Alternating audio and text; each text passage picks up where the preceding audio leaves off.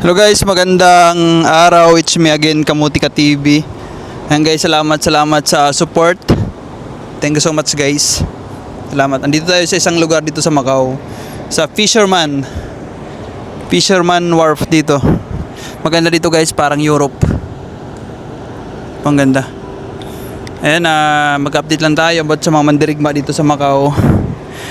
And gusto ko lang i-update guys about dito sa Macau. Ayan, shoutout sa mga naghahanap ng trabaho dito sa Macau. I love you all guys. Salamat sa support. Panoorin nyo guys mga vlog ko para magkaroon kayo ng idea. Para sa inyo yan guys, para sa inyo. And dito sa Macau guys, mga available na trabaho ngayon, maraming quota is gardener, cleaner, tsaka sa restaurant, delivery helper. Yan, pag mag-apply kayo sa delivery helper guys, dapat may delivery helper kayo na na experience. Nakalagay sa CV nyo, ilagay nyo. And pag magano kayo guys, pag mag-apply kayo ng dishwasher, dapat may dishwasher kayo. Yung mga restaurant guys, yung apply nyo, dapat may dishwasher kayo na experience. Nakalagay doon, dishwasher, kitchen helper. Yan mga sa restaurant na trabaho. Ganon. Tapos pag sa cleaner naman, dapat may cleaner ka din experience. Cleaner na experience yung yung nasa CV mo Kung anong applyan mo na trabaho, yun din dapat yung na mayroon ka din sa CV mo. Yun, ganun dito sa Macau. Walang hinahanap dito na certificate of employment, wala.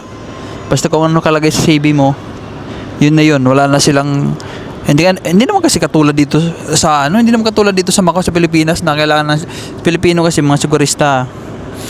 Sa atin kailangan ng proof pa na nagtrabaho ka ba dito, may reference ka pa doon sa dati mong pinagtrabahuan, tatawagan niya, dito ba to si ganitong trabaho. Walang ganoon dito sa Macau. Guys, huwag kayong matakot pupunta kayo ng Macau. For example, cross country kayo. Cross country, trabaho. Walang ganoon dito, guys.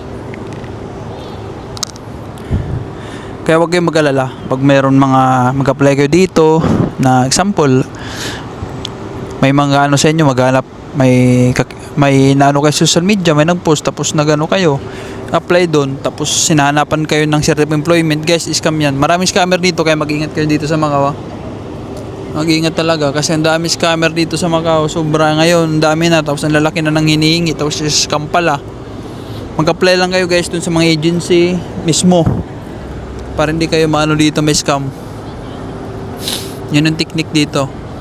Sa agency mismo mag-apply para legit, para hindi ka rin magka-problema kung pupunta ka dito ng Macau, kung sino-sino yung pinagkakausap mo dyan, and sa mga post ka nagtitingin, may scam ka talaga, diba? May scam ka talaga pag ganyan yung pinakita mo dito, yari ka, diba?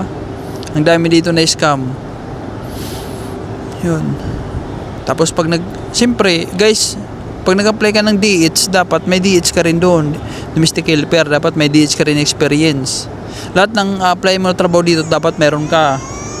Maglagay ka dyan ng laundry, ganun. Laundry assistant, shop assistant, yan yung mga trabaho dito. Pero yung maglalagay ka ng experience sa CV, yun naman talaga yung experience mo sa Pinas. For example, sa Pinas is bagger ka. Tapos nilagay mo sa CV mo dyan ngayon, nandito ka sa Macau, nag-apply, dito ka mismo nag-apply. Bagger nilagay mo. Ay hindi, wag ka maglalagay na sa CV mo pag nandito ka sa Macau. Wag ka maglalagay ng CV na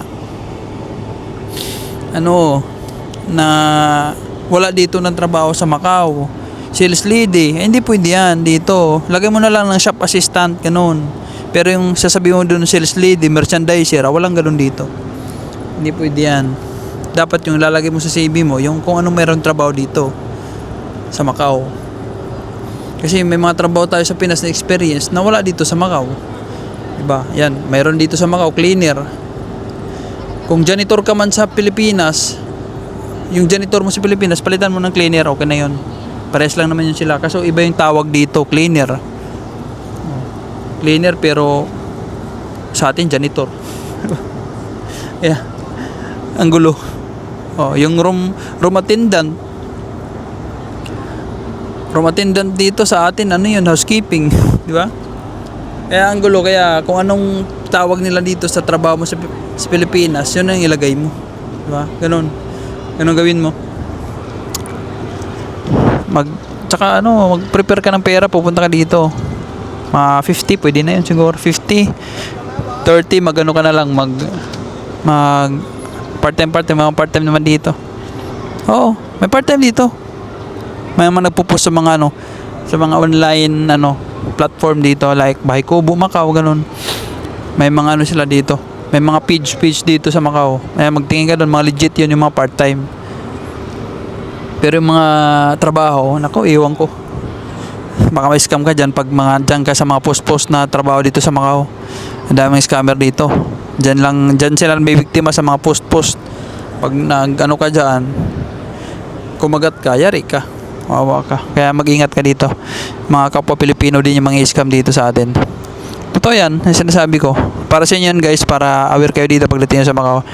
Tapos may mga dito, may mga bayad ng agency. Yung pagbibigay ka ng CV doon, dapat tatanungin nyo muna bago kayo magbayad kung anong mayroon bang hiring, ano bang hiring. Kasi kung wala, ay huwag ka magbibigay. Kasi yung mga agency dito, Macau, tanggap lang ng tanggap yan. Tapos kung hindi ka pa magtatanong, hindi nila sasabihin. E di, sinong lugo? E di ikaw, bigay ka ng bigay pala doon, tapos wala palang hiring. Ganon, magtanong muna ha. Yun yung dito sa Macau. Dapat mauta ka dito. Yan guys, in-update ko kayo dito para kayo dito. Maraming guys, yung maraming hiring dito. Mag-start yan ng mag-start yan ng May. Yan. July, August, September, October. Yan, maraming hiring yan dito ng trabaho. Security guys, magsi-security dito dapat 5'9" pataas yung height. Tapos dapat kung pupunta kayo dito, may dala kang NBI na latest ha, pag mga gusto mag-security. Pero pwede naman kahit wala, depende.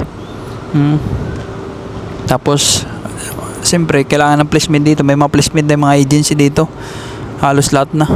Maliban lang ma-direct, meron mga direct sa mga restaurant, wala nang binabayaran nyo ba. Basta mga direct, doon ka mismo sa company magpapasa, mag-apply. Yun, walang bayad yun. Pero sa mga agency ngayon, dito may bayad na. Halos lahat na may bayad. Tapos, ang lalaki pa kasi may mga agent, yung mga Pilipino na nandun, nakapasok. Yun yung dito. Kaya, mag-ingat.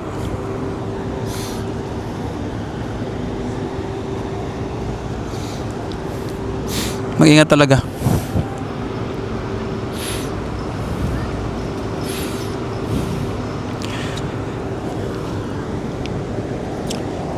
Naman dito guys, mahirap maghanap ng trabaho dito sa Macau.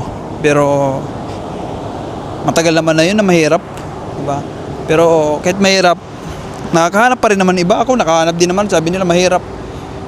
Pero nakakahanap din kasi siyempre gagawa tayo ng paraan kung gusto mo talaga magkatrabaho, di ba? Pero kung ayaw mo, mas madali yun. Hindi ka talaga makahanap kasi ayaw mo eh. Di ba? Pero kung interesado ka, desidido ka, siyempre prayer guys, prayer talaga pinaka-importante. Kasi kung wala kang prayer, walang patutunguhan yung punta mo dito sa Macau, walang direksyon. May scam ka pag wala kang prayer. Di ba? Yan yung dito sa Macau. Basta kayo, marami dapat kayong experience nilagay sa CV nyo. Kasi kung wala kayong experience na nilagay dyan, konti lang din possible nyo na ma-hire kayo agad ha. Dapat marami. Diba? Diba idol? Ito si idol. Diba idol? Mahirap pa mag-apply din sa Macau. Ito yung trabaho nyo. Dito lang sa nakatayo. Ganun guys. And yung mga mag-cross country guys, papunta ng Macau, wala na dito hinihingi na return ticket, wala. Basta pumasok ka ng Macau, wala na silang hinahanap na booking, hotel booking. Pagpasok nyo ng immigration, wala silang hinahanap na hotel booking, return ticket, wala. Basta pagpasok mo dito ng mga bigyan kang 30 days. Panoorin yung mga guys yung mga vlog ko paano mag-extend ng visa dito sa Macau. Ay sa Pilipinas naman, shout out yung mga sa Pilipinas. Kung gusto niyo pumunta ng Macau, mag-Hong Kong muna kayo. Tapos saka kayo mag-Macau, mag-bus kasi ang hirap. Ang hirap makapasok dito sa sa Macau pag direct flight from Pinas to Macau. Pero pag connecting, pag Hong Kong madali. Kasi iniwasan kasi nila dito. Iniwasan pala sa Pilipinas na mag-apply ka dito sa Macau kasi alam nila yun. Ang dami pupunta dito ng Macau, hindi nakakauwi. Hindi nakakauwi kasi nagtatrabaho na dito.